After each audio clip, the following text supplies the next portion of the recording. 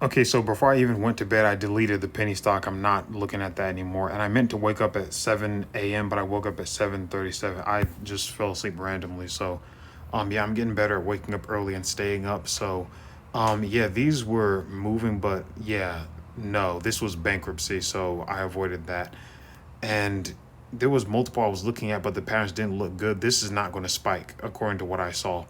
That's why I put the question marks. And this is the information. I got distracted by clicking on that opinion thing when you trade your opinion. So I've never seen what that is. But here's this.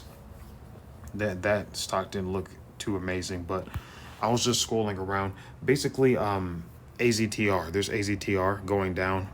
LM that's above, and this so is this one. But EEIQ started yesterday, so I'm not a fan. But I'm considering changing that because that doesn't really make sense. Because something can still go up after hours and still be a good stock to pick today, even though it went up yesterday, and it went up a lot. But AZTR is at a 52-week low. That's not a good indicator, and it had a reverse split. Also, typically not a good thing, but yeah, this EDUC was yeah, I was looking at it, but I feel like just a lot of it was bad. And people say it's a cold market. I'm pretty sure people say that because they're looking at when a market is cold, it's probably a better idea to wait until market open, because like throughout the colder market, it seems shorts are far more active in the pre-market session. So I don't know what's I don't do that. I usually don't hold till 9:30 a.m. But I made that mistake and I got cut for that. I lost money due to that. And this guy's been everywhere, but I don't know what's indicative of a cold market. Maybe people just look at SPY SPY. I wanted to walk away from this because it had no news. I was about to click off, but then right in front of my face, it exploded. It went from 220 to like 260.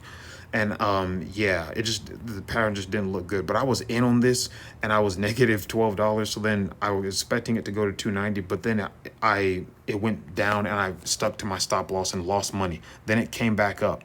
So there was no news anyway, and I was a little bit frustrated at this because yeah, it went up, then it retested, and then yeah, I just need to be more careful with that. And this was a rug pull. I didn't get in on that. So yeah, this is how Fridays are. It's really Fridays can be really weird and choppy, right? And I typed the wrong stock there, but I was looking for this one, and yeah. Yeah, I was looking through that. But maybe people look at SPY to see if stuff is a cold market. But as you've seen throughout the week, even through a so-called cold market, stuff still goes up over 100%. And this company is Yehudi, so I don't know about like how solid that is. Well, it still looks good on the 5 minute. I was in on this at around 149 on this one, because like the pattern looked good, but it was only up for a little tiny bit. People were expecting this to go up, and this one actually went down. And you're going to see later on right here, people don't expect this to go up, but this one will go up. So yeah, you just want to be careful. People are not positive, saying like they don't produce like money. And this one's based in the US, this EEIQ.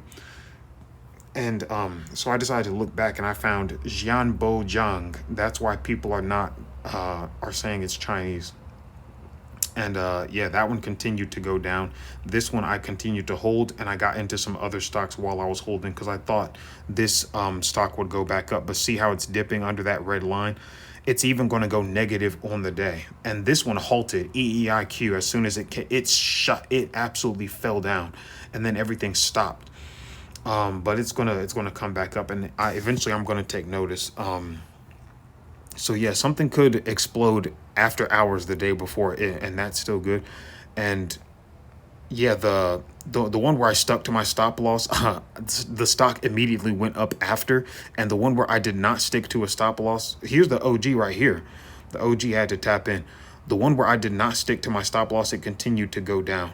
So yeah, and I was looking at another stock before it exploded. After I Yeah, when I went green, I jumped out up and punched the air out of excitement. But then I got this call right after I was all done. But yeah, at a certain point, the market absolutely screamed. The market screamed like Goku. Ah, Gohan. Whoa! And I was able to take in a big profit.